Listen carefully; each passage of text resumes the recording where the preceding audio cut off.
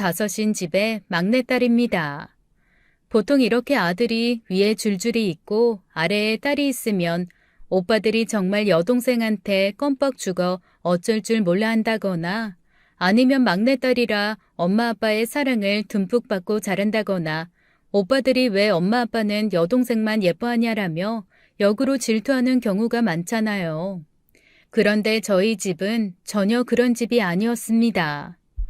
아들이 5이나 있는데도 마지막도 아들이 아니라는 것에 몹시 실망하시는 아버지, 할머니, 할아버지와 함께 저는 그냥 구박덩이 오빠들을 위한 식모 취급을 받으면서 자랐어요.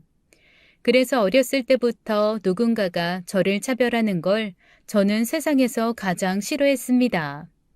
그런데 참 사람 운명이 얄궂죠. 그렇게 싫어하는 차별을 시집와서까지 당할지 누가 알았겠어요. 아니 저만 예뻐해주고 사랑해주는 남편 하나 믿고 딱 시집을 왔는데 아이고 저보다 10배쯤 잘난 동서가 저 결혼 2년 뒤에 떡하니 들어오는 겁니다. 솔직히 말하면 저도 그렇게 많이 못난 편은 아니라고 생각을 했었거든요. 그냥 적당한 회사 다니고 돈도 제가 쓸 만큼은 벌고 저희 친정 누구한테 손 벌릴 곳 아니고 비록 오빠들과 조금 차별을 하시기는 했지만 그래도 엄마 아빠가 아예 상식적으로 벗어나는 분은 아니어서 서운하기는 해도 서러운 삶은 아니었거든요. 다만 누구한테 손 벌리고 살 정도가 아닌 거지 자식들 턱턱 도와줄 수 있는 상황도 아니라 오빠들도 자기들이 알아서 결혼하고 알아서 살고 있고 저 역시 시집 올 때 제가 고등학교 때부터 아르바이트해서 모으고 번 돈 그거 가지고 시집 왔습니다. 시댁도 잘 사는 건 아니어서 당시에는 저희 시부모님 제가 그렇게 모은 돈으로 시집 오는 거 대견하다고 하셨거든요. 남편이 늦게 일자리를 구한 편이라 지금 사는 전셋집 자금 제가 아니면 어림도 없었으니까요. 오히려 초반에는 제가 집을 해온 게 되고 남편이 얹혀 사는 개념이어서 시부모님이 오히려 제게 미안하다고 하실 정도였습니다. 그런데 저희 시어머니 동서가 딱 들어오고 나니까 정말 태도가 180도 바뀌시더라고요. 저희 동서 인터넷으로 엄청 큰 화장품 사업을 하는 사람이었습니다. 일반적으로 백화점이나 가게에 들어가는 화장품 브랜드만 아시던 부모님이 동서가 딱 한 번 저희 집 근처에 있는 백화점에서 팝업 스토어를 한 적이 있었거든요. 그때 시부모님이 너무나 놀라서 입을 떡 벌리시더라고요. 그냥 인터넷으로 소소하게 아무도 모르는 그런 화장품 파는 줄 알았다가 백화점에 딱 팝업 스토어 오픈하자마자 사람들이 몇백 명씩 줄을 서서 사고 대표님 너무 예뻐요, 대표님 존경해요 이러면서 서로 사진 찍으려고 달려드니 평생 그런 세상 모르고 사셨던 부모님 입장에서는 아마 저희 동서 연예인처럼 우러러 보였을 겁니다. 아니나 다를까 그날부터 저희 시댁은 모든 일이 동서를 중심으로 돌아가기 시작했어요. 저 그래도 나름 예쁨 받고 사랑받는 첫째 며느리였는데 동서가 그렇게 한번 팝업 스토어 열고 부모님 초청한 이후부터는 저는 완전히 찬밥도 그런 찬밥이 없을 정도로 홀대받기 시작했습니다. 아니 찬밥이라면 물에라도 말아먹겠죠. 찬밥도 아니고 완전히 쉰밥 취급을 받기 시작했어요. 게다가 남편도 무슨 바람이 불었는지 은근히 저를 무시하기 시작하더라고요. 회사 다녀봐야 소용없다. 그거 회사에서 나가라고 하면 그냥 아무런 힘도 없이 쫓겨나야 하는 건데 요즘에는 여자도 능력 있어서 사업해야 된다며 은근히 동서와 저를 비교하더라고요. 내 동생 조만간 들어앉아서 셔터맨하게 생겼네. 능력 있는 마누라 만나서 지금 그 회사 매출이 1년에 몇십억이래. 조만간 100억도 갈 것 같아. 우리 집에 준재벌 나오게 생겼어. 아니 묻지도 않은 말을 연불처럼 매일 읊조리면서 얼마나 제 속을 득득 긁던지요. 오빠 5에 달달 볶이면서 차별당하던 건 정말 일도 아니게 차별을 받기 시작했습니다. 어느새 저와 동서는 시댁에서 위치도 달라지더라고요. 제가 처음에 동서 결혼하고 첫 명절 때 전 부치는 재료 앞에다가 놔주면서 계란물만 좀 묻혀달라고 했거든요. 그랬더니 어머님이 얼굴이 시뻘개져서 뛰어오면서 아니 얘는 자기가 모델도 해야 되고 자기가 파는 좋은 화장품 홍보도 해야 되는 앤데 혹시 기름일 하다가 손에 튀거나 잘못돼서 흉터라도 지면 어쩌냐고 저한테 화를 내시는 겁니다. 저는 무슨 변호사가 대신 대변해주는 줄 알았어요. 그래서 제가 아니 계란물만 묻히는 건데 기름 튈 일이 뭐 있냐고 했더니 세상 듣도 보도 못한 계란물 많이 묻히면 손이 거칠어진다는 얘기를 하시는 겁니다. 정말 세상에 태어나서 처음 들어본 궤변이었죠. 그런데 동서가 참 얄밉게도 아우 어머님 그렇게 배려해 주셔서 감사해요 라고 애교를 부리면서 글쎄 이러는 겁니다. 이번에 저희 완전 비싼 라인 신제품 나오는데 당연히 드려야겠지만 우리 어머님 제가 2배로 챙겨드릴게요. 아니다. 어머님 혹시 선물하고 싶은 친구들 있으면 그 친구분들 리스트 좀 주세요. 제가 어머님 성함 딱 넣어서 아주 고급스럽게 포장해서 선물로 보낼게요. 며느리 좋은 게 뭐예요? 이럴 때 어머님 기도 좀 살고 친구들한테 인심도 쓰고 그러시는 거죠. 아, 맞다. 저희 이번에 건강기능식품도 런칭할 거거든요. 어머님, 아버님 연세에 드시면 너무너무 좋은 효소니까 2분 선물하고 싶은 사람 리스트 다 주세요. 제가 그것도 싹 보내드릴게요. 어머님, 아버님 잘 부탁드린다고 손편지 넣어도 되죠? 그건 제 마음. 딱 그러면서 어머님 팔짱을 끼는 거 있죠?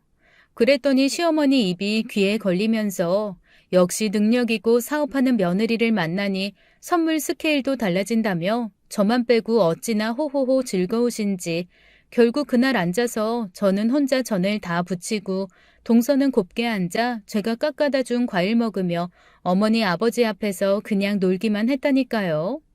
더 열받은 건 나중에 남편한테 딱 한마디 투덜거렸다가 본전도 못 찾고 구박받은 겁니다. 글쎄 남편이 저한테 뭐라 그러는 줄 아세요? 억울하면 저도 기초자금 모아서 사업하래요.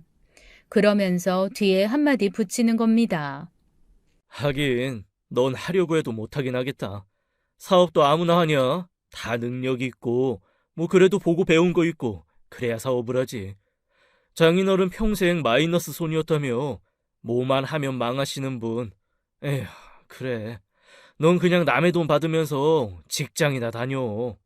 아니 사람이 어쩌면 같은 상황을 가지고도 이렇게 확 변할 수가 있나요?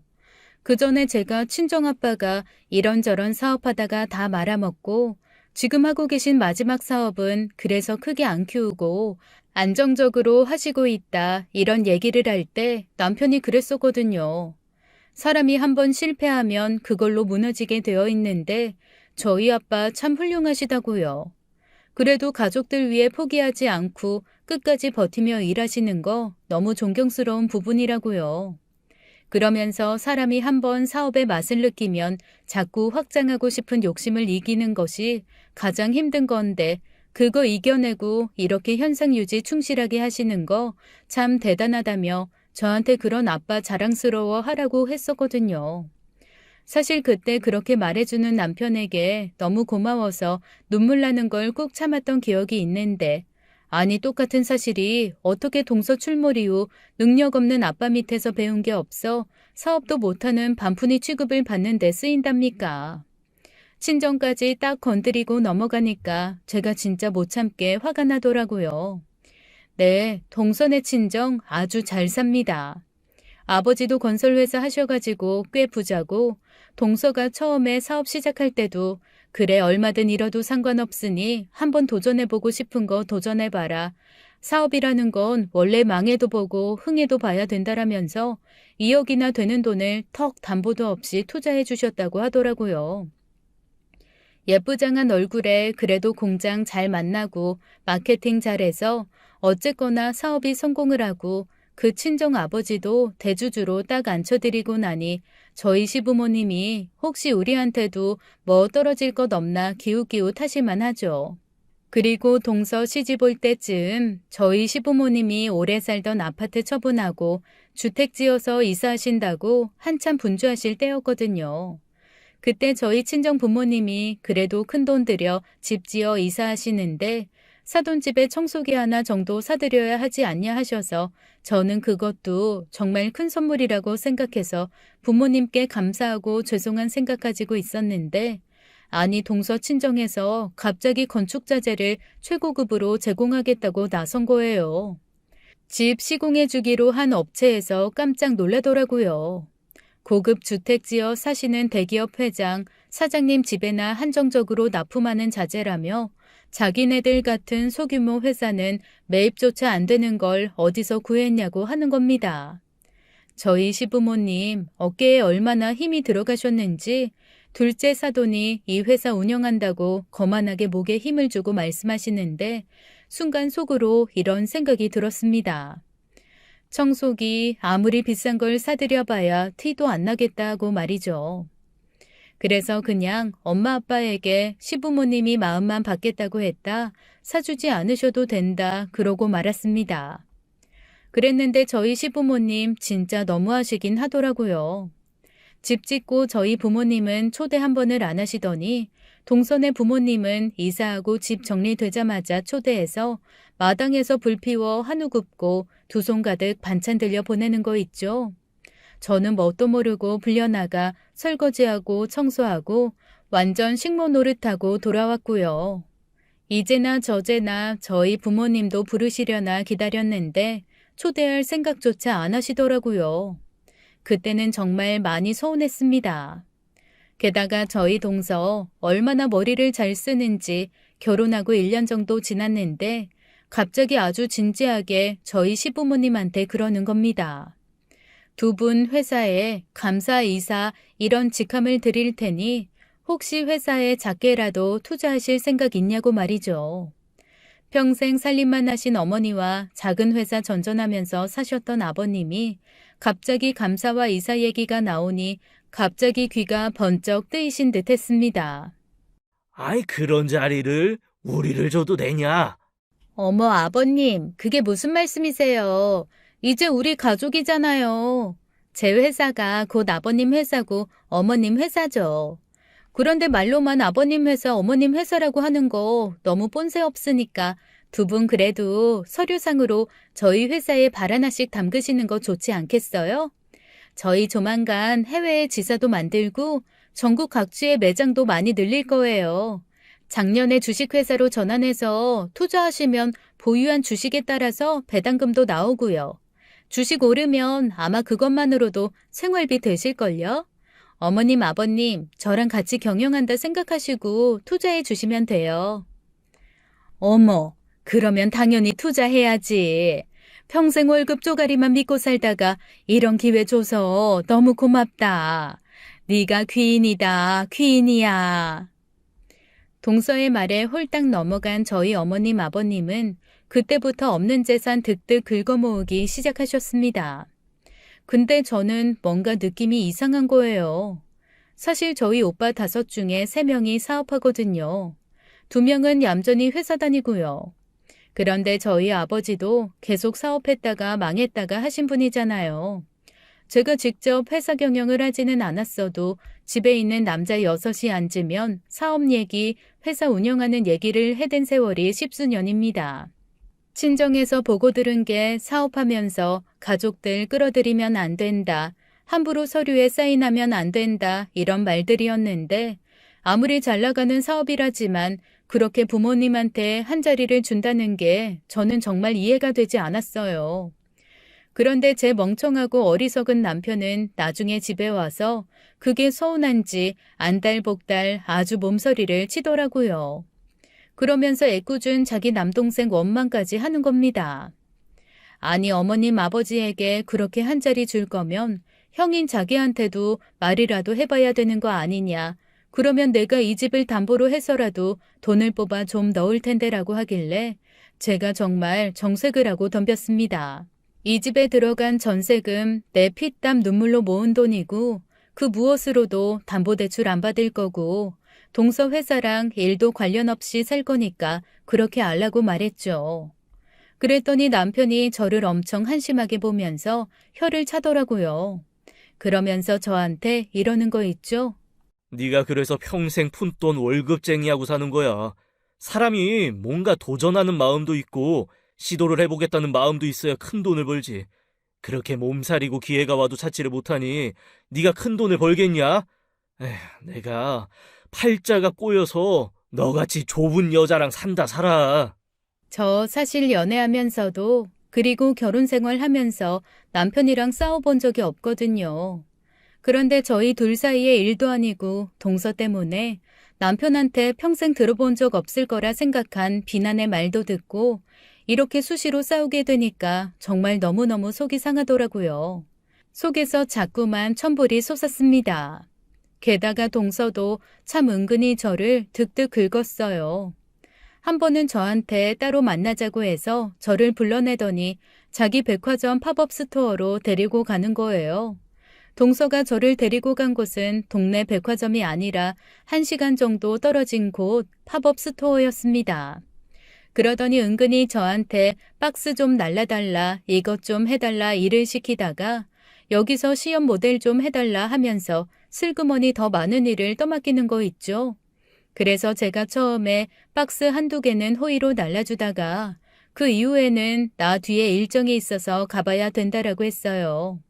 그랬더니 동서가 딱 정색을 하면서 일당 챙겨드릴 테니까 좀 도와달라고 맨날 가족이라고 한 발 담그고 싶어 하고 서방님 같은 경우 자기한테 은근히 문자 보내서 회사에 어떻게 좀 투자할 방법 없냐고 물어보는데 형님이 이런 식으로 하시면 자기가 해주고 싶은 마음이 들겠냐고 저한테 딱 면박을 주는 겁니다. 그런데 주변에 둘러있던 직원들이 저를 위아래로 훑어보면서 정말 무슨 넉마주의가 구걸하러 온 것처럼 쳐다보고 있는 거예요. 너무너무 자존심 상하고 싫더라고요. 그래서 그거는 남편이 알아서 할 문제고 나는 상관없다. 나는 그냥 오늘 뒤에 약속이 있어서 가봐야겠다고 했습니다. 그리고 혹시 이게 목적이었으면 그냥 다른 사람 구해보라고 말하고 휙 돌아서서 나와버렸어요. 그런데 정말 집에 들어가기 싫은 거예요. 계속 남편한테는 무슨 소리를 들었는지 전화가 오고 시부모님도 전화가 오기 시작하더라고요. 너무너무 속상한 마음에 그래도 찾아갈 곳은 친정밖에 없다는 게 짜증이 났지만 친정으로 발걸음을 옮겼습니다. 엄마가 너무 깜짝 놀라면서 아니 대체 갑자기 무슨 일이냐고 어떻게 연락도 없이 여기를 왔냐라고 하시더라고요.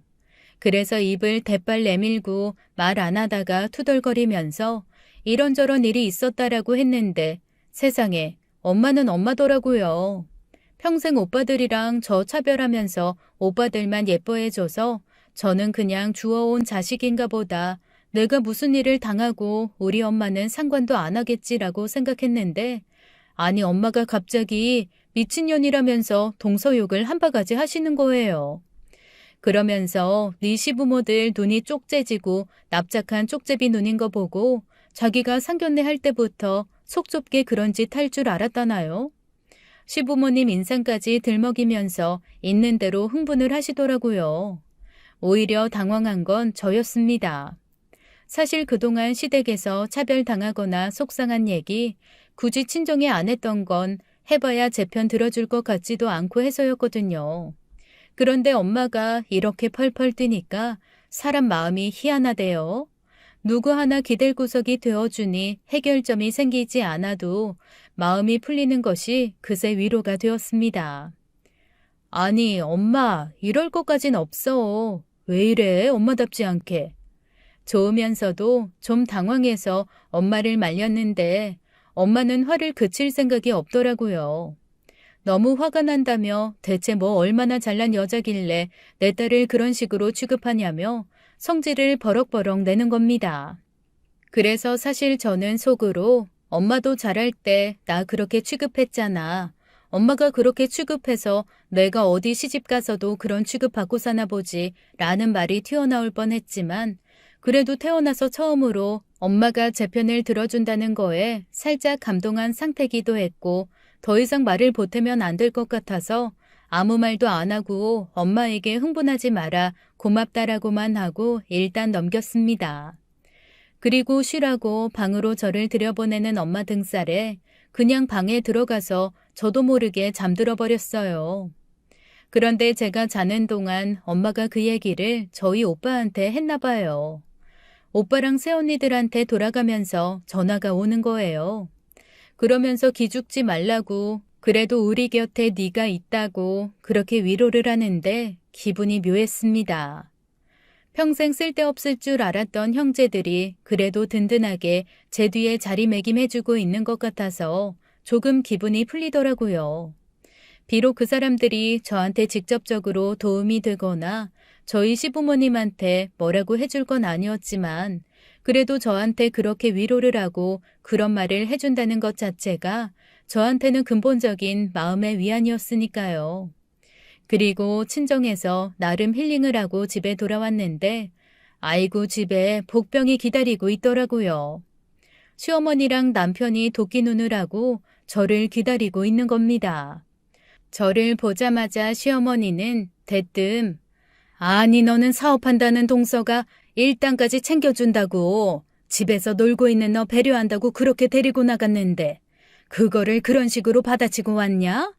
그것 때문에 네 동서가 직원들 앞에서 위신 깎이고 너무 민망해하면서 도와주는 사람도 없이 지 혼자 일 다 했다고 하더라.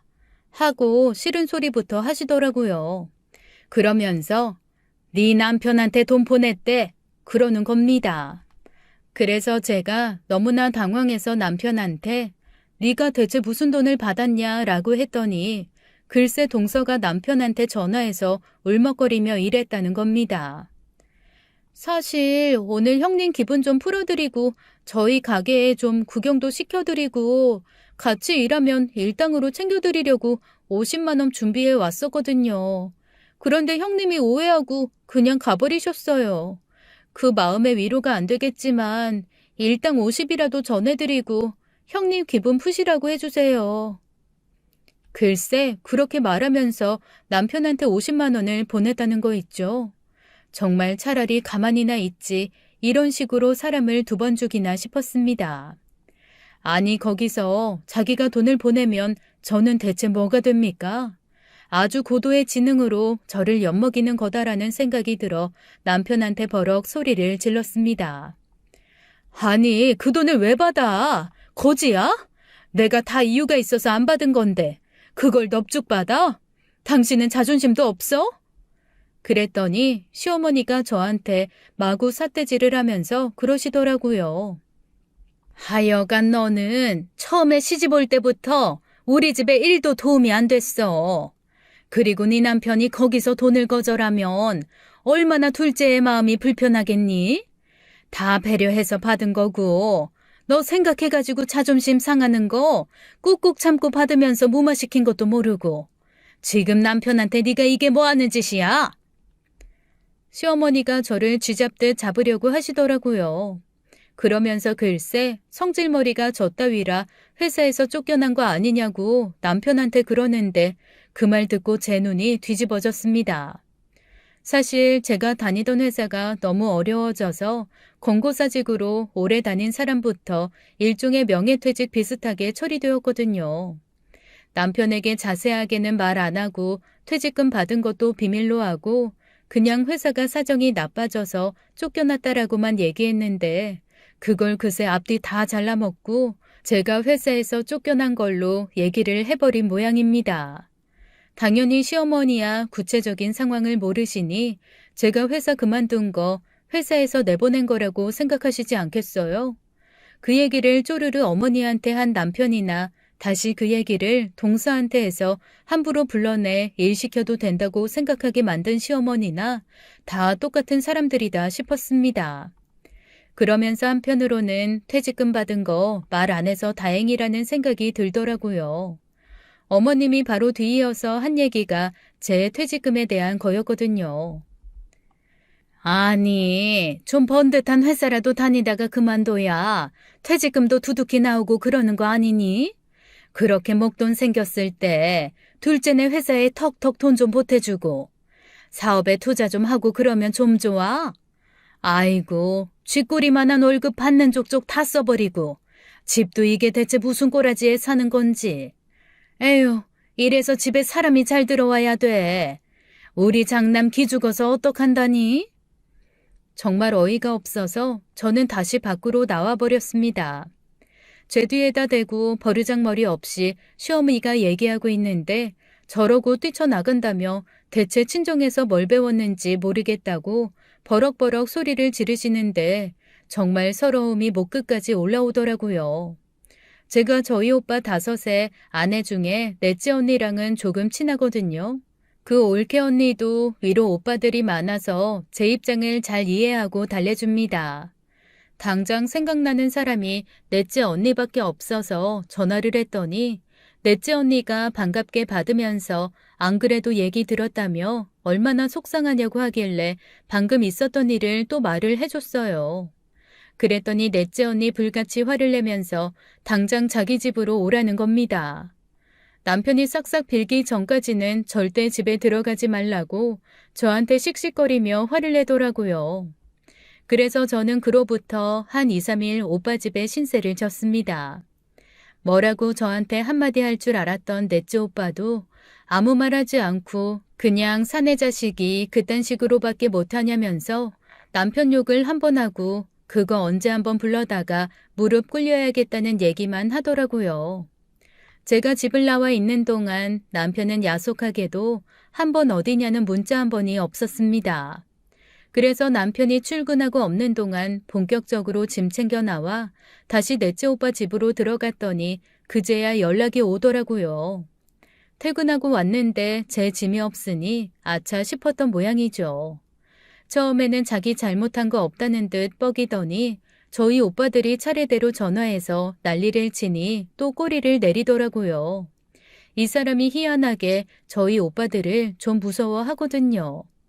평소 저한테 그다지 살가운 오빠들이 아니라 살면서 자주 만나 혼날 일은 없지만 그래도 적당히 사업들도 하고 한 달이 건너면 사회에서 다 아는 사람으로 엮이니 밉보이면 좀 골아프기도 하고 그러니까요. 그렇게 남편이 억지 춘향으로 저한테 사과를 하고 집으로 돌아오라며 사과를 하더라고요. 여전히 시어머니는 제게 뭐가 화가 난 게 안 풀리셨는지 모르쇠였는데 이 모든 상황이 바뀌는 사건이 하나 일어났습니다. 저희 아버지가 갑자기 쓰러지신 거였어요. 늘 건강하게 사시던 아버지가 그렇게 쓰러지시니 친정은 당연히 난리가 났습니다. 다행히 심장 쪽에 잠시 마비가 와서 쓰러지신 것이고 앞으로 관리 잘하면 괜찮을 거라는 의사소견이 있었는데 이 과정에서 저는 정말 기절할 듯 놀랄 만한 사실을 하나 알게 되었어요. 글쎄 엄마 아빠가 모든 보험금의 수혜자로 저를 해놓으시고 재산의 절반을 상속받을 사람도 저로 해놓으신 거였죠. 너무 놀라서 제가 이게 대체 무슨 일이냐고 했더니 글쎄 오빠들이 그러더라고요. 우리도 알아. 너 우리 때문에 구박덩이처럼 살고 힘들었던 거. 너 시집 갈 때도 나랑 셋째가 사업 자금 끌어다 쓰느라 집에서 뭐 해주지도 못하고 오빠들이라고 해서 보태준 것도 없고 엄마 아빠가 그거 많이 마음 아파하셨어. 우리야 장가 갈 때 그래도 엄마 아빠가 집도 보태주고 이 사업 자금도 모은 돈 많이 대주셨는데 넌 진짜 혜택 본 거 없잖아. 맞아요. 오빠들이라고는 해도 다 철딱선이 없어서 아가씨가 고생만 했죠 뭐. 이거 우리 며느리들도 다 동의한 거고 아가씨는 아가씨 받을 목 받는 거니까 마음 쓰지 마요. 미안하다. 진작에 네 주머니 든든하고 뒷배 든든했으면 네가 시댁에서 그렇게 기죽지 않았을 텐데 우리가 잘못했다. 저 그날 살면서 제일 많이 울었던 것 같습니다. 갑자기 수억되는 돈이 생길 일이 발생해서가 아니라 자라면서 늘 외롭고 기댈 곳 없는 쓸쓸함에 힘들어했는데 그게 해소되는 느낌이었거든요. 그러면서 오빠와 언니들은 저에게 신신당부를 했습니다. 이렇게 돈이 생긴다는 얘기를 저한테 하지 않았던 게 그동안 제가 물색 없이 무슨 일만 생기면 남편한테 홀랑홀랑 얘기를 해버리는 게 불안해서였다고 하더라고요. 그런데 지금처럼 남편에 대한 의심도 한 번쯤 할 줄 알게 되고 세상이 녹록치 않음을 알게 된 시점에서는 말해줘도 될 것 같아서 얘기해 주는 거라며 돈이 생겼다는 거 남편이 알게 되면 어떤 식으로 나올지 모르니까 일단은 저만 알고 있으라고 했습니다. 저도 절대 남편한테 말할 생각 없다고 고개를 설레설레 저었어요. 그런데 저희 오빠와 새언니들, 그리고 저의 생각은 얼마 뒤 아주 옳은 것이었다는 것이 판명이 났습니다. 동서의 회사가 해외 지사를 만들겠다고 확장을 하던 참이었잖아요.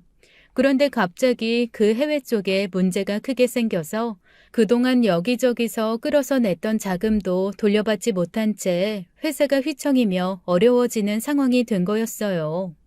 그쪽에 물건을 가져다 대려고 중국에 있는 공장에서 대량 생산했는데 생산 비용을 주지 못해 물건이 묶여 있다고 했습니다. 그런데 해외 쪽에서는 일단 물건을 받아야 다른 허가를 내줄 수 있다. 그전에는 그 어떤 수익 창출도 불가하다고 통보를 해왔다고 하더라고요. 한두 푼도 아닌 물건값을 어떻게든 마련해서 선불로 지불하고 공장에서 물건을 생산 완료한 후에 보내야 해외 지사 설립이 완성되는 상황이었던 겁니다. 만약 정해진 시간에 물건을 보내지 않으면 해외 지사가 무산될 위기에 처하고 여기에 투자했던 사람들에게 투자금도 다 돌려줘야 되는 상황인 거죠. 게다가 그쯤 소셜미디어에서는 동선의 회사 제품에 대한 안 좋은 얘기가 조금씩 나오기 시작하더라고요. 조금 규모 있게 진행을 했으면 모르겠는데 동서가 확실하다고 굳게 믿고 많은 일을 좀 무리스럽게 일을 진행시켰던 모양이에요. 항상 물 들어올 때 노져야 된다며 돈 벌 수 있을 때 크게 투자해서 크게 땡기는 게 사업이라고 뻐기더니 결국 한풀 꺾이는 때가 오더라고요. 그러거나 말거나 저는 상관없다 하고 가만히 있었죠. 그런데 갑자기 시어머니가 저한테 전화를 해선 그러시는 거예요. 그동안 저한테 통 연락 없으시고 동서랑 붙어 다니면서 여기저기 동서 자랑하느라 바빠서 연락도 안 하던 분이 능력 없는 큰며느리한테 왜 전화를 하셨나 싶어서 퉁명스럽게 받았습니다. 그랬더니 대뜸 저한테 그러시는 거예요. 저희 집 전세금 빼가지고 동서 회사를 도와주라고요. 저는 처음에 제 귀를 의심했습니다. 아니 대체 제가 동서한테 무슨 빚이 있어서 제 전세금까지 빼서 동서를 도와줘야 되냐고 저는 그럴 생각이 없다고 했죠. 그랬더니 시어머니가 하시는 말씀이 아주 가관이더라고요. 지금 동서의 회사가 어려워서 네 주제로는 살 수도 없을 만큼 주식값이 떨어졌다. 이렇게 쌀 때 투자해서 주식 좀 많이 사놓고 나면 나중에 올랐을 때 네가 얼마나 이익이겠냐. 이거 가족이니까 알 수 있는 정보지 남들은 알지도 못해 투자도 못한다며 이렇게 좋은 기회를 차버리는 바보 멍청이 취급을 하시는 겁니다. 아니 제가 정말 바보인 줄 아시는 걸까요? 누구나 아는 대기업도 아니고 고작 인터넷에서 화장품 몇 개 팔면서 큰 회사 제가 뭘 믿고 지금 상황 안 좋은 거 뻔히 알면서 투자를 하겠어요. 잘 나갈 때도 안 하던 투자 망해간다는 소문 자자한데 할 리가 없잖아요. 그래서 저는 동서 회사가 아무리 나중에 10배, 20배로 제 돈을 불려서 갖다 준다고 해도 저는 지금 제가 살고 있는 이 집을 저당 잡혀서까지 동서를 돕고 싶지 않다고 했죠. 그리고 전화를 매몰차게 끊어버렸습니다. 이후에 시어머니가 계속 전화하는 거 받지도 않았어요. 그런데 제 멍청한 남편이 그날부터 저를 들들볶기 시작하는 겁니다. 자기도 양심이 있고 생각이 있으면 이 집에 들어간 돈이 자기 돈이 아니라 제 돈이라는 걸 잘 알고 있잖아요. 그러니 자기 멋대로 뭔가 하지는 못하는데 계속 어머니한테 무슨 사주를 받았는지 이 집 빼서 우리는 조금 작은 집 월세로 잠깐 옮기고 동서한테 이 돈을 주자고 계속 저를 꼬시는 겁니다. 제가 오죽하면 너 혹시 네 동생 아내랑 바람이라도 난 거냐? 대체 왜 그렇게 그 여자 잘 되게 해주려고 목숨을 거냐 그랬더니 또 저한테 쓸데없는 의심에 더러운 생각한다고 펄펄 뛰면서 저 같은 여자랑 못 살겠다며 막 소리소리를 지르더라고요. 그래서 저도 그랬죠. 나도 너 같은 놈이랑 못 산다. 그럼 우리 이쯤에서 갈라서자. 대신 집은 내가 해왔으니 이건 내 거다라고 했더니 남편이 그제서야 우물쭈물하며 꼬리를 내리는 겁니다. 결혼해서 사는 동안 남편이 가게에 기여한 거 거의 없거든요. 쥐꼬리만한 월급 저랑 비슷비슷하게 받아서 저랑 같이 똑같이 나눠내며 살림하는 데 썼고, 오히려 저 몰래 시댁에 돈 갖다 주고 살림 사준 거 다 알고 있습니다. 게다가 전셋집 명의는 제 거니까 만약에 이혼을 한다고 해도 일부 나눠주기만 하지 거의 대부분 재산 분할 안 해줘도 되는 상황이기 때문에 남편으로서는 큰 손해고, 저로서는 사실 그 정도 재산 분할해서 떼주고 그 돈으로 제 인생 구제했다고 생각하면 나쁘지 않다라고 생각할 만한 금액이거든요. 그런 생각을 하니 남편에게 기죽지 않고 이혼하라는 말을 신나게 지를 수 있었습니다. 그리고 솔직히 말하면 제가 그렇게 남편한테 당당할 수 있었던 데는 뒷배경에 저희 엄마 아빠 그리고 오빠와 새언니들이 마련해준 예비 자금들이 있었기 때문이었죠. 이래서 사람이 뒷배가 든든해야 된다고 하나 봐요. 제가 그렇게 세게 나오니까 남편이 움찔하더라고요. 그리고 그날부터 남편과 시어머니의 유치하고 치사한 공세가 시작됐습니다. 제가 회사 그만두고 집에 있다고 했잖아요. 시어머니가 저를 정말 이틀에 한 번꼴로 불러내서 집 청소시키고 시장에서 배추며 무며 듬뿍 사다가 대체 누가 먹는다고 김장을 한 보따리씩 하게 했습니다. 죽어라고 배추 절이고 무 절여서 기껏 김치 담가두면 또 이거 많아서 다 못 먹는다고 주변 사람 나눠주며 쓸데없이 일 시키는 게 분명한 일이 계속 반복되었어요. 아니 동서회사 살릴 돈도 없어서 한 푼 두 푼 아껴 회사에 투자하셔야 될 양반들이 그렇게 돈을 펑펑 써내며 이웃한테 김치 해다가 바치고 반찬해서 바치고 그러는데 아무리 봐도 이거는 저를 괴롭히기 위함이지 필요해서가 아니었습니다. 얼마나 치사하게 나오시는지 모르겠더라고요. 저한테 계속 이기죽 하면서 제 생김새 가지고도 트집을 잡고 제 살림 방법도 트집을 잡고 저희한테 아직 아이가 없는 것도 제 맘보가 못 돼서라고 몰아가시는 겁니다. 그런데 제가 말은 안 했지만 사실 저보다도 제 남편이 더 문제긴 하거든요. 같이 병원 갔을 때 남편의 운동 능력이 너무 현저히 떨어져서 임신이 어렵다는 얘기를 듣고 남편이 그때 저한테 이런 나랑 살아줘서 너무 고맙다고 눈물을 뚝뚝 흘릴 정도였는데 차마 양쪽 집 부모님한테는 남편한테 문제가 있어서 아기가 생기지 않는 거라는 말은 못했습니다. 그냥 아기 얘기를 하실 때마다 저희끼리 행복하게 살고 싶어서요 라고 둘러대곤 했거든요. 그런데 시어머니가 그렇게 나오시니까 부하가 치밀어서 내가 아니라 당신 아들 때문이다라는 말을 너무너무 하고 싶더라고요. 하지만 남편에 대한 마지막 한 조각 남은 애정과 의리로 그 말만큼은 참았습니다. 시어머니의 유치하고 치사한 괴롭힘은 점점 더 심해졌어요. 세상에 얼마나 치사하냐면요. 저한테 어디로 와라 같이 어디든 가야겠다며 몇 시까지 오라고 하셔선 그 시간에 맞춰서 딱 나갔는데 어머님이 안 계시는 거예요. 제가 기다리다가 어머님께 연락을 드렸더니 갑자기 다른 일이 생겨서 못 온다고 하시는 거 있죠. 저 집에서 1시간 반이나 떨어진 곳에 가서 기다리고 있었거든요. 그것도 한두 번 그런 게 아니었습니다. 제가 몇 번 당하고 어디로 오라는 전화 받고 나서 이번에는 안 나가겠다, 어머니 또 안 나오실 거 아니냐고 퉁명스럽게 군 다음에는 다른 방법으로 저를 괴롭히기 시작하시더라고요. 뭘 사오라고 그래서 사가면 이거 아니니까 가서 바꿔와라. 뭐가 먹고 싶다고 그래서 해드리면 이제는 안 먹고 싶어졌으니까 다른 거 해달라. 진짜 아주 사람을 빼짝빼짝 말리면서 괴롭히는데 미치겠더라고요. 그래서 한두 번은 그렇게 당해드리다가 도저히 안 되겠다 싶어 어머님이 불렀을 때 안 갔더니 글쎄 집까지 찾아와서 문 두드리고 초인종 눌러대며 난리를 치시는 겁니다. 동네 부끄러워서 살 수가 없는 상황을 만드시는 거죠. 대체 이 상황을 어떻게 해야 되나, 정말 이혼밖에 답이 없나 고민을 하고 있는데 솔직히 남편이라도 저한테 좀 위로가 되면 참았을 겁니다.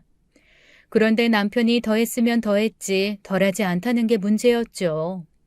시작은 어느 날 집으로 찾아온 연체 독촉장이었습니다. 아니 이게 뭐야 싶어가지고 자세히 읽어보니까 세상에 카드 현금 서비스며 단기 대출, 장기 대출, 받을 수 있는 대출이란 대출은 다 받아서 동서 회사에 갖다 꽂은 거 있죠? 그 돈만 해도 벌써 4천만 원이 넘었습니다. 제가 펄펄 뛰고 난리를 치니 이 돈만 투자하면 나중에 10배, 20배로 돌려받을 텐데 이게 다 투자라며 오히려 뻔뻔하게 나오더라고요. 그리고 오히려 저한테 진작에 자기가 그러자고 했을 때 집 빼서 돈 해줬으면 이런 식으로 고이율 카드 대출까지 받지 않아도 되지 않았냐라며 적반하장으로 소리를 지르는 겁니다. 그날 정말 남편이랑 엄청 크게 싸우고 남편을 대문 밖으로 밀어내버렸습니다. 그렇게 쫓아내고 대문 잠그고 위에 있는 걸고리까지 단단히 걸어버린 채 절대 문을 열어주지 않았죠. 맨몸으로 쫓겨난 남편이 어딜 갔겠어요. 결국 시댁으로 갔겠죠. 시어머니랑 시아버지가 쌍으로 난리가 났지만 저는 모르쇠로 일관했어요. 그런데 동서 회사가 겉으로만 그렇게 번지르르 하고 컸지 사실 속으로 문제가 많았던 모양이더라고요. 워낙 유명하게 인플루언서 회사로 장사를 했던 곳이다 보니 점점 소비자 쪽에서부터 불만이 터져나오는 게 인터넷에 심심치 않게 눈에 띄었습니다. 건강기능식품 함량 부분을 속인 것 같다라는 얘기서부터 시작해서 곰팡이가 있는 제품을 내보내놓고 고객이 보관을 잘못해서 그런 거라고 했다는 얘기, 생각한 것보다 너무 품질이 별로인데 홍보 마케팅을 잘한 것 같다라는 얘기까지 처음에 조금씩 보이던 컴플레인들이 점점 구체화되면서 불매 운동까지 일어날 정도로 일파만파 커졌습니다. 그런데 인터넷으로 파는 상품들 같은 경우는 입소문이 엄청 중요하잖아요.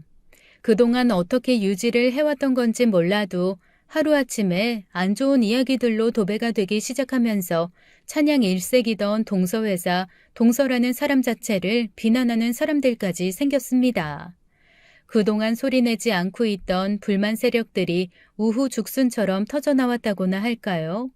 아마 제 생각에는 돈을 쓰면서 좋은 소문을 억지로 만들어서 퍼뜨렸던 것 같은데 정작 제품이 그만큼 좋지가 않으니 여기저기에서 진실의 목소리가 나오기 시작한 게 아닌가 싶더라고요.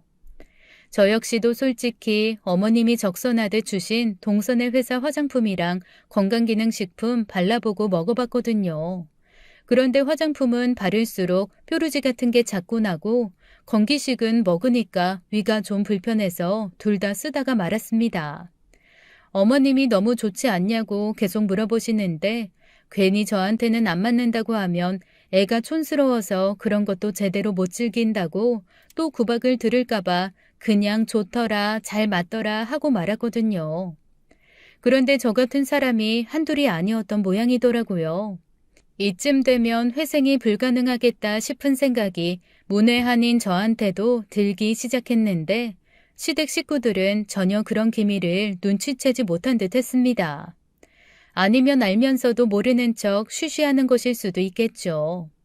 돈 몇 억만 구해서 사업을 다시 일으키고 나면 제대로 제자리를 찾아서 다시 예전처럼 떵떵거리면서 사업하는 회장님, 사장님, 감사, 총무 그런 자리에 앉을 거라고 생각을 여전히 버리지 못하고 있었어요. 그러거나 말거나 저는 아무 관심도 갖지 않았습니다. 오히려 남편 없이 지내는 게 편해서 이대로 살아볼까 하고 있는데 남편을 쫓아내고 며칠 뒤 시어머니가 제게 문자를 하시더라고요. 그런데 예전처럼 저를 비난하면서 이상한 소리 하시는 문자가 아니라 네 남편도 반성하고 있는 것 같다. 그래도 부부가 그렇게 떨어져 있고 남편을 그렇게 매몰차게 밖으로 내쫓으면 어떡하냐? 내일이라도 와서 같이 밥 먹고 데리고 가라고 하시는 겁니다. 그래서 제가 웬일이야? 이런 말씀도 하실 줄 아네?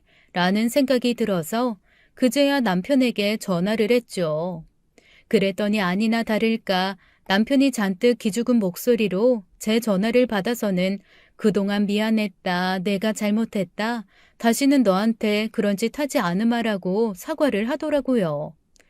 이제야 정신을 차렸나 싶어서 시어머니 말대로 가서 밥 먹고 같이 집으로 오는 걸로 얘기를 마무리했어요. 그렇게 시댁에 갔는데 갑자기 시어머니가 진수성찬을 차려서 제 앞에 놔주시면서 어머니 아버지의 건강 상태를 묻는 겁니다. 그래서 제 엄마 아빠 건강 상태를 이 사람들이 왜 물어볼까 싶어서 그냥 두 분 다 건강하시다. 얼마 전에 아버지가 쓰러지셔서 좀 깜짝 놀랐는데 이제는 괜찮으실 것 같다라는 얘기를 했습니다. 그랬더니 어머님이 갑자기 그래도 노인들은 언제 어떻게 될지 모르는데 잘 살펴드리라고 하시는 거예요. 뭔가 좀 이상했습니다. 그래서 제가 저희 친정 식구들이 모두 모여있는 단체 채팅방에서 혹시 제 남편이나 시어머니한테 무슨 얘기 한 사람 있냐고 캐물었죠. 그랬더니 물색 없는 우리 다섯째 오빠가 머뭇머뭇하면서 저한테 전화를 하더라고요. 아마도 다른 일 때문에 제 남편이랑 아마 통화할 일이 있었나 봐요. 그런데 제 안부를 서로 얘기하는 와중에 제 남편이 평소 동갑내기라서 친했던 다섯째 오빠한테 이래저래 해서 좀 투자를 하자고 했더니 제가 버럭버럭 화를 내면서 자기를 내쫓았다라는 얘기를 한 모양이었어요. 자기 깐에는 다섯째 오빠가 편을 좀 들어줬으면 하고 했던 말인 듯 했습니다. 여전히 다리 펴고 누울 자리 모르는 바보 같은 남편이 할 짓이었는데 저희 다섯째 오빠가 그 바보한테 넘어가서 더 바보 같은 짓을 했더라고요. 글쎄 다섯째 오빠가 남편한테 타이른답시고 너 걔 비비 건드리지 마라. 우리 집에서 재산이며 보험금이며 저한테 다 밀어주고 있다는 얘기를 한 겁니다. 오빠 깐에는 친정 식구가 이렇게 든든히 버티고 있으니 까불지 말라는 개념으로 했다는데 그게 어디 그렇게 받아들일 위인인가요? 제 남편이. 거몰라서 그러는데 걔 뒷배 든든한 애야. 너 걔 기분 상하게 하면 노년에 국물도 없이 맨몸으로 쫓겨난다. 그러니까 장인 장모님이 보험 수혜자며 재산 상속자를 제 와이프로 해놨다고요? 아, 그동안 우리 다섯 형제 때문에 이리 치이고 저리 치이고 사실 내 동생 따지고 보면 불쌍하게 살았잖냐. 부모님이 마지막에는 동생 챙기겠다고 선언하셔서 뭐 우리 형제들도 다 그러시라고 했지. 제가 한숨을 푹 쉬면서 아니 말할 사람이 있고 안 할 사람이 있지. 저한테는 그렇게 남편한테 말하지 말라고 해놓고 오빠가 이러면 어떡하냐고 했죠.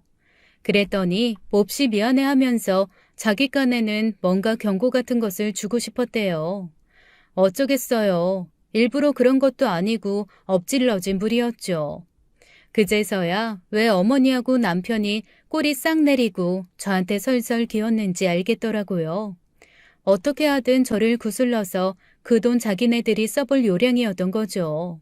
그러거나 말거나 보험금이야 저희 엄마 아빠 살아가시는 동안에는 손도 댈 수 없는 거고 마찬가지로 유산도 저희 엄마 아빠 살아계시는 동안에는 제가 받을 일이 없으니 당장 동서 회사에 도움될 일은 하나도 없는데 대체 이 어리석은 사람들이 왜 이러나 싶더라고요. 그냥 그러거나 말거나 너희가 내 앞에서 슬슬 기는 거 나는 보기에 나쁘지 않다라고 무시하고 넘어가기로 했습니다. 그렇게 남편을 데리고 집으로 왔는데 그로부터 몇 주 동안은 나름의 평화가 이어졌어요. 남편도 제 비위를 건드리지 않으려고 몹시 노력했고 시어머니도 제 눈치를 보면서 설설 기시더라고요. 그러면서 저한테 한 번은 마당에 잡초가 너무 무성하니 그것만 조금 와서 같이 다듬어 줄 수 있겠냐고 아주 정중하게 부탁을 하시는 겁니다. 그래서 그거는 해드리겠다고 했죠. 저 은근히 마당에 잡초 뽑고 식물 심고 이러는 거 되게 좋아하거든요. 집에는 마당이 없어서 화분으로 그걸 대체하고 있지만 식물을 워낙 좋아해서 마당에서 하는 일은 사실 시어머니가 아니라 원수의 집에 가서 하라고 해도 즐겁게 할 판이라서요. 그래서 저한테 있는 정정가위며 삽이며 그런 것들을 골고루 챙겨서 시댁에 갔습니다. 마당 한 구석에서 차분차분 꽃까지 다듬으면서 마음을 다스리고 있는데 제가 예전에 다알리아 구근을 심어뒀던 자리가 있었거든요. 거기에 빼쪽하니 싹이 나온 거예요. 구근만 심어두고 까맣게 잊어먹고 있었는데 싹이 난 게 너무 예뻐서 조금 흙을 더두어 꽃이 예쁘게 피게 다듬어줘야겠다 싶어 다가갔습니다.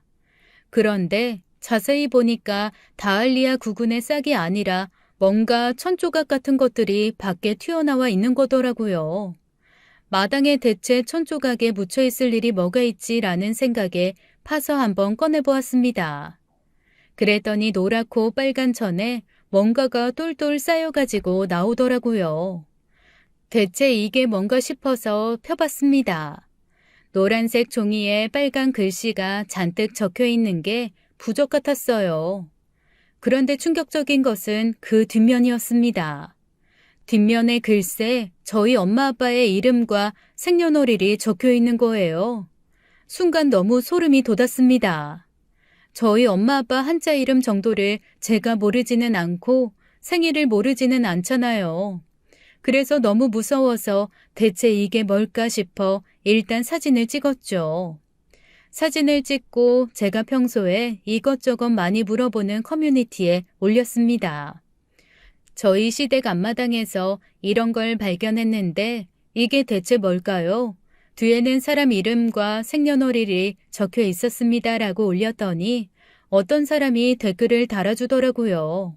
자기네 집에 신내림 받은 무당이 하나 있는데 그 무당이 늘 저주를 하는 부적을 쓸 때 그 부적을 썼다는 거예요. 그러면서 뒤에 사람 이름과 생년월일이 적혀 있으면 그 사람들이 빨리 큰 병을 얻거나 우환으로 세상을 떠나기를 기원하는 부적이라는 거죠. 너무 소름이 끼쳤습니다. 사고나 병으로 저희 엄마 아빠가 죽기를 원하고 쓴 부적인 거잖아요. 도저히 참을 수가 없어서 그 부적을 들고 집 안으로 뛰쳐들어갔습니다. 그리고 시부모님 앞에 부적을 탁 내려놓으면서 버럭 소리를 질렀어요. 대체 이게 뭐예요? 그랬더니 시어머니 얼굴이 순간 하얗게 질리더니 그걸 어디서 찾았냐고 하는 겁니다. 그래서 제가 마당 구석에 묻혀 있는 걸 파냈다고 했더니 글쎄 뭐라 그러시는 줄 아세요? 세상에 그걸 건드리면 어떡하냐, 묻어놓고 적어도 한 달 이상은 눈에 띄지 않아야 효험을 발휘한다고 해서 그 구석에 묻었던 건데 대체 마당에 풀만 뽑으면 되지 그 구석까지 왜 갔냐라면서 오히려 저한테 소리를 지르시는 거 있죠. 저도 모르게 시어머니한테 달려들어 시어머니 머리채를 들고 흔들었습니다. 시아버지가 대체 이게 뭐 하는 짓이냐며 제 손을 치고 저는 시아버지를 밀치고 시어머니 머리채를 잡고 흔들었어요. 정말 아비규환 그 자체였습니다. 제가 씩씩거리면서 한 움큼 뽑은 머리카락을 들고 부적을 한 손에 구겨쥔 채 부들부들 떨고 있었더니 글쎄 시어머니가 그러시더라고요. 그래, 네 친정집에 우환이 생겨야 네가 포기할 거 포기하고 돈 받을 것 같아서 그랬다. 그래야 네 동서 회사 살릴 자금이 생기지 않겠니? 그 회사가 살아야 우리가 다 사는데 너 혼자 살겠다고 그러는 거 꼴보기 싫어서 그랬어. 그러면서 너희 부모님 재산과 유산이 가장 잘 쓰일 수 있는 방법을 자기가 고민해서 기껏 비싼 부적 사다가 묻었는데 이게 지금 뭐 하는 짓이냐고 투덜거리더라고요. 저 사실 그 말 다 녹음했거든요. 제가 녹음한 걸 탁 틀어주면서 경찰서와 저희 부모님께 이걸 들려주겠다고 했더니 그제서야 시어머니 얼굴이 하얗게 질리면서 벌벌 떠는 겁니다. 저는 용서도 없고 선처도 없다고 버럭 화를 내고 그대로 밖으로 나와버렸어요. 그리고는 바로 동서를 찾아갔죠. 동서뺨을 올려 붙이면서 네가 이 일에 발을 담궜건 담그지 않았건 혹은 네가 시부모님을 사주했건 안 했건 이거는 너도 공범이다. 나 이거 커뮤니티마다 다 올릴 거고 너도 가만두지 않겠다라고 버럭 소리를 질렀습니다.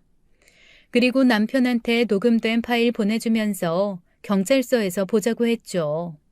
그리고는 바로 친정에 가서 그 모든 상황을 알렸습니다. 저희 친정 부모님 얌전하신 것 같지만 한번 화나면 불같거든요. 그리고 저희 오빠들 사업이 몇 년 차고 사회생활이 몇 년 차인데 주변에 아는 변호사, 검사, 경찰 없겠습니까?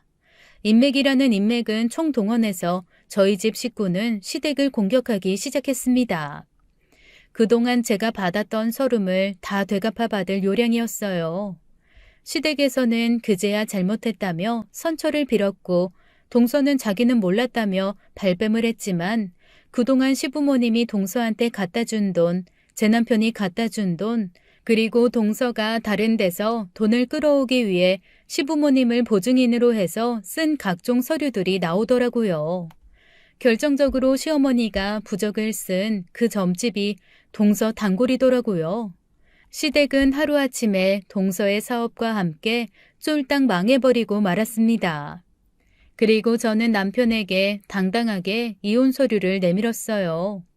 배우자 귀책이 남편에게 100% 있었기 때문에 재산 분할도 거의 해주지 않고 오히려 제가 심리적 위자료를 청구할 수 있게 되었습니다.